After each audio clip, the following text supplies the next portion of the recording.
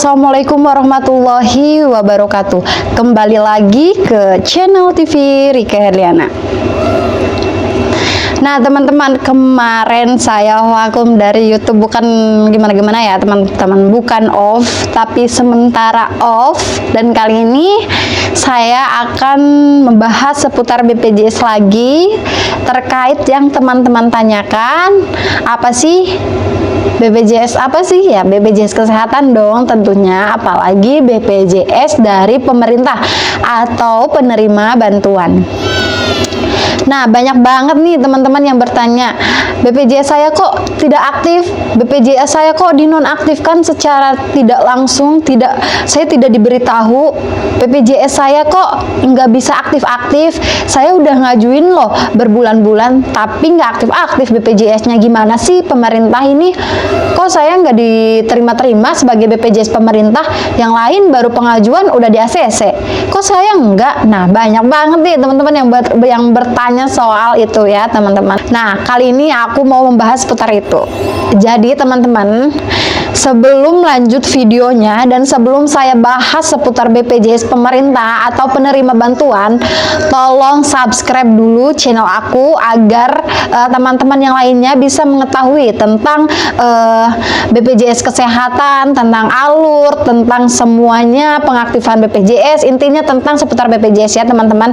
Tolong subscribe dulu dan like dan juga komen kalau misalkan teman-teman masih bingung nih terkait BPJS-nya. Boleh teman-teman komen di kolom komentar, nanti saya lihat dan saya bahas kembali ya teman-teman.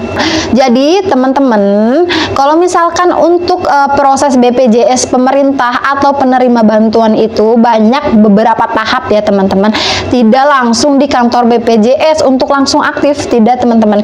Jadi banyak banget prosesnya, tahapannya. Yang pertama, teman-teman harus ke kelurahan. Kenapa sih harus ke kelurahan? Nah teman-teman, untuk sekarang ini prosedur dari BPJS itu ada beberapa tahap, apalagi kalau misalkan penerima bantuan. Yang pertama, teman-teman harus mempunyai desil. Desil di bawah 5 itu termasuk kriteria. Jadi teman-teman, kalau misalkan teman-teman tidak memiliki desil di bawah 5, itu tidak diterima BPJS-nya atau tidak di ACC. Jadi teman-teman, BPJS pemerintah itu diterima itu mempunyai desil 5 atau kriterianya di bawah 5. Kalau misalkan di atas 5 itu tidak akan di ACC teman-teman. Kenapa? Karena menurut pemerintahan, kalau misalkan desil di atas 5 itu termasuknya mampu ya teman-teman. Jadi teman-teman, banyak masyarakat yang mengeluh, kenapa BPJS saya tidak aktif, kenapa BPJS saya sudah dinonaktifkan. Banyak sekali, karena memang sekarang prosedurnya seperti itu ya teman-teman. Jadi untuk proses BPJS pemerintah itu banyak tahapannya dan juga banyak prosesnya, bukan hanya sebulan 2 bulan proses pengaktifannya, tapi kadang 3-4 bulan. Keadaan darurat, bahkan teman-teman masyarakat yang tidak mampu ya teman-teman, biasanya sih langsung diaktifkan oleh pemerintah atau dinas sosial. Yang penting teman-teman menyiapkan persyaratannya.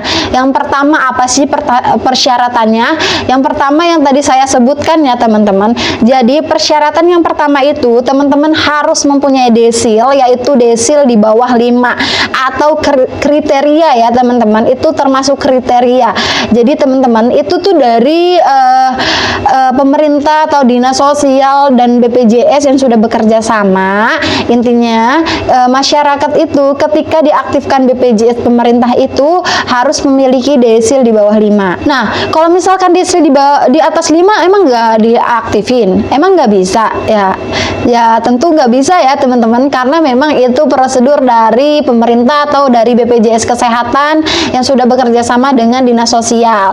Jadi semua data-data masyarakat itu semuanya direkap ya, dari kelurahan, dari kecamatan, dari dinas sosial, bahkan di kantor BPJS. Kalau misalkan peserta tersebut tidak termasuk dalam kriteria atau tidak masuk dalam desil di bawah 5, itu tidak akan di ACC ya teman-teman. Nah, kalau misalkan kita pengecekan desil ya teman-teman, desilnya sudah di bawah 5. Nah, desil di bawah 5 itu sudah termasuk kriteria. Artinya teman-teman bisa diproses nih BPJS-nya. Nah, syaratnya apa saja sih? Nah, syaratnya nanti dari kelurahan menerbitkan surat SKTM, di mana surat SKTM itu surat keterangan tidak mampu ya teman-teman. Jadi sebelum ke kelurahan juga teman-teman harus ke RT tersebut, bahwa RT tersebut mengeluarkan data bahwa benar dari data kependudukan bahwa peserta tersebut ini bahwasannya adalah orang yang tidak mampu gitu ya. Jadi ada surat yang dari RT untuk ke kelurahan. Jadi di situ ada tanda tangan RT tersebut ya. Kalau misalkan teman-teman sudah ditandatangani oleh RT setempat, barulah dari kelurahan itu menandatangani dan memberikan penerbitan surat SKTM tersebut untuk pengajuan di dinas sosial, bukan di BPJS. Ingat ya teman-teman, kalau misalkan teman-teman pengajuan di BPJS itu hanya untuk BPJS mandiri ya teman-teman. Tapi kalau misalkan teman-teman untuk BPJS pemerintah itu teman-teman harus pengajuannya di kelurahan terlebih dahulu. Nah, kalau misalkan dari kelurahan sudah lengkap nih, dari RT-nya sudah ditandatangani, lalu bahkan dari RT tersebut memberikan surat di mana peserta tersebut ini betul-betul masyarakat yang tidak mampu. Nah, barulah dari kelurahan menerbitkan surat SKTM tersebut. Nah, surat SKTM tersebut apa sih isinya? Isinya itu bahwasannya untuk pengajuan proses pembuatan BPJS pemerintah atau pengaktifan kembali BPJS pemerintah. Nah, kan banyak nih dari masyarakat yang mengeluh, saya punya BPJS pemerintah tapi tiba-tiba dinonaktifkan. Nah, saya bingung, kenapa ini dinonaktifkan? Nah, karena ini sedang prosedur baru ya teman-teman. Jadi dilihat lagi apakah peserta tersebut termasuk desil di bawah 5 atau di atas 5. Nah, nanti dilihat kembali di kelurahan, dicek kembali di datanya. Kalau misalkan memang peserta tersebut termasuk peserta yang tidak mampu, baru diterbitkan kembali nih surat SKTM, surat pengajuan rekomendasi lah intinya untuk ke kelurahan untuk ke dinas sosial untuk pengaktifan atau pendaftaran BPJS pemerintah yang baru ya. Teman-teman, kalau misalkan sudah mendapat surat SKTM tersebut, teman-teman lalu ke kecamatan, di mana ke kecamatan itu ada tanda tangan juga ya teman-teman, surat tanda tangan bahwasannya dari kelurahan di situ ada mengetahui kecamatan juga. Jadi di situ kan ada surat SKTM-nya. Nanti teman-teman meminta cap dari kecamatan untuk menguatkan bahwa memang betul peserta tersebut ini adalah masyarakat yang membutuhkan BPJS pemerintah gitu ya. Nah, kalau misalkan teman-teman sudah selesai nih dari kecamatan, barulah teman-teman ke Dinsos, dinas sosial. Di situ diverifikasi kembali ya teman-teman.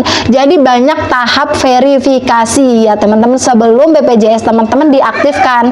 Tapi kalau misalkan memang sudah lengkap, biasanya langsung ya teman-teman tinggal ditandatangani gitu sama kita sebagai pengajuan peserta BPJS. Di situ nanti ada datanya bahwa mengajukan surat rekomendasi dari kelurahan untuk pengaktifan BPJS PBI gitu ya.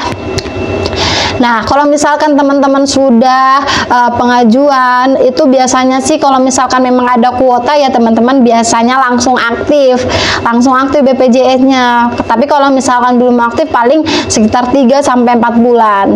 Terkecuali teman-teman memang sedang dirawat nih teman-teman sedang dirawat di rumah sakit kepemerintahan tentunya ya. Dimana teman-teman sedang menjalani pemeriksaan, perawatan gitu ya. dan di situ BPJS-nya sudah tidak aktif, di mana BPJS tersebut harus dibutuhkan untuk perawatan tersebut, baru teman-teman nanti ke kelurahan, kecamatan, baru ke Dinsos dengan membawa surat rekomendasi dari rumah sakit bahwasanya pasien tersebut betul dirawat di rumah sakit tersebut, dengan peserta tersebut itu membawa surat SKTM dari kelurahan. Ya, walaupun memang pasiennya bukan yang mengurus atau keluarganya nih yang mengurus, itu nggak apa-apa teman-teman, yang penting ada surat rekomendasi dari rumah sakit, bahkan dari kelurahan setempat ya. Jadi rekomendasinya itu apa sih? Surat rekomendasinya itu bahwasannya dari kelurahan itu rekomendasi surat SKTM bahwasannya pasien tersebut membutuhkan BPJS pemerintah untuk perawatan. Nah, kalau misalkan surat dari rumah sakit apa sih? Nah, dari rumah sakit itu surat keterangan rawat inap pasien tersebut, di mana pasien tersebut tidak bisa membayar semua biaya-biaya rumah sakit, entah tindakan pemeriksaan yang lainnya beserta obat-obatnya, karena memang peserta tersebut termasuk pasien tidak mampu ya teman-teman. Jadi teman-teman, itulah proses pembuatan BPJS pemerintah. Semoga teman-teman bisa memahami ya alur-alur dari prosedur BPJS kesehatan. Terima kasih, sekian. Wassalamualaikum warahmatullahi wabarakatuh.